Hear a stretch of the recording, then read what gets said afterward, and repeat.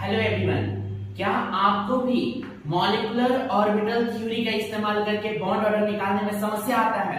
अगर ऐसा आपके साथ होता है तो आज ये समस्या खत्म। क्या करना है, आपको आज हम एक ट्रिक बता रहे हैं जिसको याद कर लेना। याद भी करने की जरूरत नहीं पड़ेगा क्योंकि आपको गिनती तो आता ही होगा 8 से 20 तक। क्या करना है, देखिए जो बॉन्ड ऑर्डर का तरीका है, अगर आपका आया 14, क्या आएगा 14 थोड़ा सा देर में बताएंगे। अगर 14 आया तो समझना है कि इसका बॉन्ड ऑर्डर 3 होगा। और उसके बाद क्या करना है, 14 से ऊपर 0.5 घटाते चले जाना है और उसके नीचे भी 0.5 घटाते चले जाना है। तो बताइए 3 में से 0.5 घटाएंगे कितना होगा, 2.5। उसमें से 0.5 घटाएंगे कितना हो जाएगा, 2। उसमें से 0.5 घटाएंगे कितना हो जाएगा, 1.5। उसमें से घटाएंगे कितना हो जाएगा, 1। उसमें से घटाएंगे कितना हो जाएगा, 0.5। और उसमें से घटाएंगे कितना हो जाएगा, 0।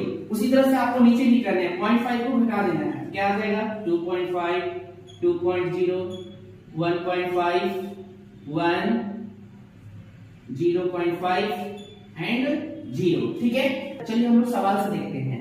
सवाल को देखने से पहले एक बात याद रखिएगा कि अगर किसी भी मॉलिक्यूल में, किसी भी आयंस में अगर इलेक्ट्रॉन की संख्या 8 है, इसका मतलब बॉन्ड ऑर्डर कितना है, 0।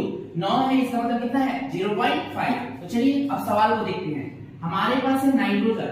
एक नाइट्रोजन में इलेक्ट्रॉन की संख्या कितनी होती है, तो सर इलेक्ट्रॉन की संख्या कैसे निकालेंगे बच्चा, प्रोटॉन की संख्या ही एटॉमिक नंबर होता है। तो अगर उस पर प्लस माइनस चार्ज नहीं है, इसका मतलब है कि नंबर ऑफ प्रोटॉन और नंबर ऑफ इलेक्ट्रॉन क्या है, बराबर है।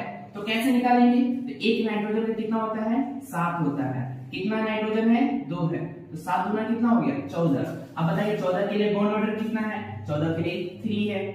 उसी तरह से ध्यान से देखिए, अगर कार्बन का में इलेक्ट्रॉन की बात करें तो टोटल कार्बन में इलेक्ट्रॉन कितना हुआ, तो एक कार्बन में 6, 2 का है तो कितना हो जाएगा, 12। और 12 के लिए क्या है बॉन्ड ऑर्डर, 2, तो लिख देंगे 2। इसी तरह से आप लोग इसको बनाएंगे। एक देखिए आयन वाला दिखाते हैं। अगर किसी आयन में या फिर किसी मॉलिक्यूल में प्लस चार्ज है, इसका मतलब क्या होता है, एक इलेक्ट्रॉन दिया है।